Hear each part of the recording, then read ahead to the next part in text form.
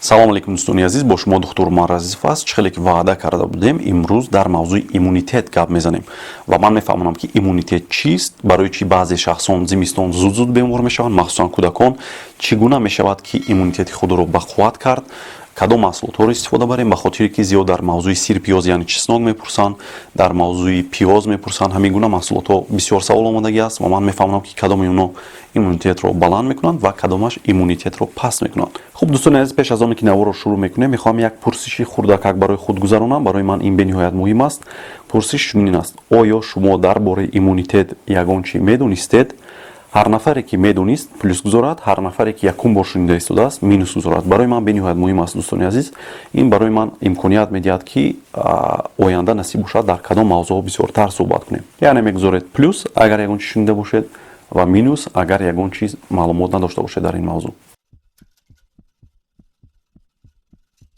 пеш аз оне ки наворро шурӯъ мекунем дӯстони азиз, барои шумо як эълони хурдро мехоҳам расонам. Насиб бошад пагоҳ 7 март соати 20:00 бо вақти душанбе, 18:00 бо вақти Москва дар инстаграми ман эфир мешавад, прямой эфир, ва дар мавзӯи иммунитет суҳбат мекунем. Дигар мавзӯъ намешавад дӯстони азиз, фақат дар ҳамин мавзӯъ савол-ҷавоб мешавад, ба хотире ки дар як навори кӯтоҳ ба ҳар як саволи шумо дар ин мавзӯъ ҷавоб дода намешавад. Барои ҳамин ман тасмим гирифтам ки як эфир гузаронем, беҳтар мешавад. ва насиб бошад пагоҳ интизори навор шавед ва инстаграми маро мебинед дар навор. хуб, шурӯъ мекунем мавзӯи имрӯзро. хуб, якум бояд шумо донед ки системаи иммунӣ чист, яъне масъуният чист. бояд гуфт ки бадани мо аз якчанд система иборат аст. Ин намедонам, системаи нафас, системаи дилу рако, системаи асаб ва ғайраҳо. ва як системаи бениҳоят муҳими дигар ҳам аст ки онро системаи иммунӣ яъне масъуният мегӯянд ва он вазифаи муҳофизатиро аслан иҷро мекунад. ҳар вақте ки ба ягон ҷои шумо хор ё дигар чиз мезанад, агар аҳамият дода бошед, пас аз чанд муддате дар атрофи ҳамон хоризада дар бадани шумо зардобе пайдо шуда онро мулоим мекунад ва мебарорад. ин ҳамин системаи иммунӣ аст ки шуморо муҳофизат кард. ё ин ки ҳар вақте ки шумо ба бемории зуком ё грипп гирифтор мешавед, агар аҳамият дода бошед, пас аз чанд муддате ҳатто бе хӯрдани ягон дору сиҳат мешавед. ин ҳам ҳамон системаи иммунӣ аст ки дар бадани шумо вазифаи муҳофизатиро иҷро карда шуморо сиҳат мекунад. хуб, вазифаи системаи иммунӣ ин муҳофизати шумо аз тамоми он чизҳое ки ба шумо зарар меоранд аст, мисли бактерияву вирус ва ҳатто ҳуҷайраҳои бадани худи шумо ки агар ҳуҷайраҳои нодуруст ба вуҷуд биёранд, иммунитети шумо онҳоро нест мекунанд, то ки шумо ба саратон гирифтор нашавед. системаи иммунӣ системаи бениҳоят аҷоиб ва мураккаб аст.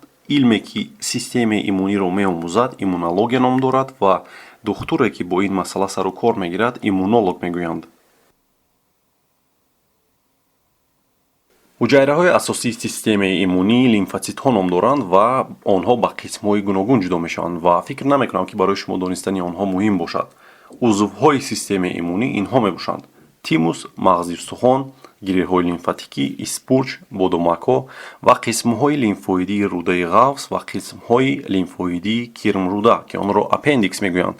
замони пеш фикр мекарданд ки аппендикс ин узви нолозим аст ва ҳатто дар як эксперименти калоне аз чанд ҳазор нафарро бурида гирифтанд, вале баъдан маълум шуд ки ин яке аз узвҳои муҳимтарин аст ва ба системаи иммунӣ дохил мешавад ки вазифаи муҳофизатиро иҷро мекунад. иммунитет ғайр аз ҷудо шудан ба иммунитети умумӣ ва маҳаллӣ асосан боз ба ду гурӯҳ ҷудо мешавад: модарзодӣ ва пайдошуда. модарзодӣ албатта ин иммунитете аст ки мо аз модар ҳангоми дар батни модар будан ва инчунин пас аз таваллуд шудан бо шир мегирем. иммунитети пайдошуда бошад иммунитете аст ки мо пас аз гузарондани ягон беморӣ мегирем ва ё ҳангоми ваксина кардан. мисоли оддие ки мехоҳам биёрам ва фаҳмонам ки системаи иммунӣ чӣ гуна кор мекунад ва бояд албатта ки ба мардуми оддӣ фаҳмо бошад, ин албатта барои духтурон нест. вақте ягон бактерия вориди бадани мо мешавад, як гурӯҳ ҳуҷайраҳои иммунӣ онро метавонанд аввал шиносанд ва баъдан ба гурӯҳи дигари ҳуҷайраҳо хабар медиҳанд ки онҳо баъдан омада ин бактерияҳоро нобуд мекунанд ва барои оне ки иммунитет ин бактерияҳоро ба ёд гирад, боз дигар гурӯҳи ҳуҷайраҳои иммунӣ ҳастанд ки бактерияҳоро ба хотир мегиранд ва онҳоро ҳуҷайраҳои хотира ё ин ки клетки памяти мегӯянд. факторҳое ки иммунитети шуморо паст мекунад ва сабаби тез беморшавии шумо мешаванд инҳо мебошанд: нӯшидани машруботи спиртӣ, аниқтараш алкоголизм, нашъамандӣ, стресс ва асабонияти зиёд, камҳаракатӣ, камхобӣ, фарбеҳӣ, нодуруст хӯрок хӯрдан, норасоии витаминҳо, махсусан витамини D ва С, боду ҳавои ғажди атроф ва хунукӣ. хунукӣ дар теория сабаби тангшавии рагҳои хунгард метавонад шавад, ки дар натиҷа ҳаракати ҳуҷайраҳои иммунӣ ба ҷои лозима суст шуда, шахс метавонад ки бемор шавад. барои ҳамин шахсоне ки ба хунукии берун одат кардагӣ нестанд, дар зимистон тез бемор мешаванд, махсусан кӯдакон. албатта ин фақат як фактор аст. дигар фактори зуд беморшавии кӯдакон ин норасоии витаминҳо аз сабаби кам будани меваҳо дар зимистон ва инчунин норасоии витамини D, чунки дар зимистон рӯзҳо кӯтоҳ ҳастанд ва ҳаво абр аст ва кӯдакон офтобро кам мебинанд. витамини D асосан чихеле ки медонед дар пӯсти мо бо таъсири нурҳои офтоб ба вуҷуд меояд.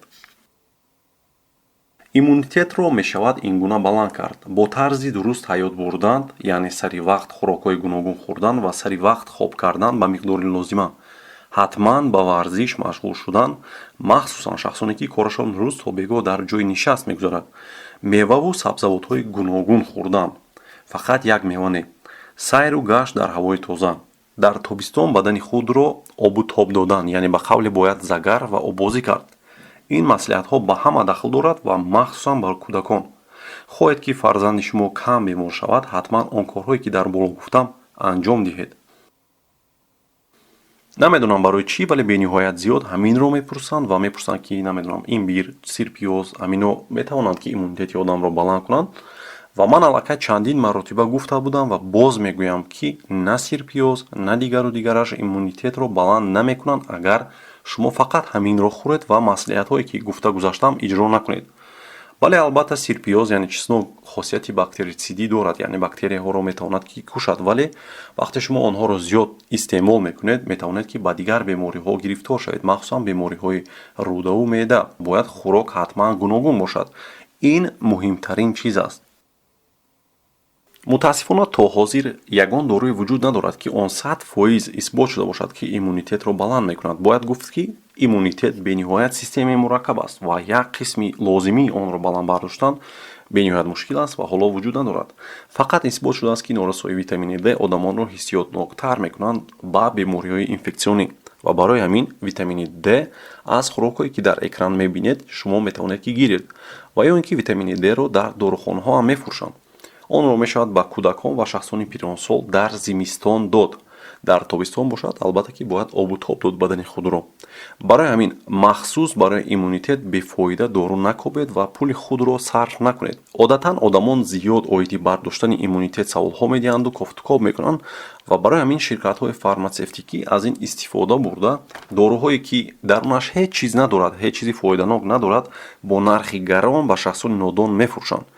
ба баъзеҳо албатта ки кӯмак мекунад, чунки онҳо ба ҳамин чиз боварӣ кардагӣ ҳастанд. фиреб нахӯред, дӯстони азиз. инчунин ваксина ё сыворотка метавонад иммунитети шуморо пайдо кунад, вале он албатта зидди бемориҳои махсус аст, мисли бемории сил, гепатит Б, полиомиелит, яъне фалаҷ ва ғайраҳо. хуб дӯстони азиз, дар ин ҷо навор ба анҷом мерасад ва фикр мекунам ки шумо каме ҳам бошад аз ин навор барои худ ягон чизе гирифтед ва ҳатман ин наворро ба ёру дӯстони худ равон кунед. худованд ҳеҷ гоҳ бемор нашавед. хайр.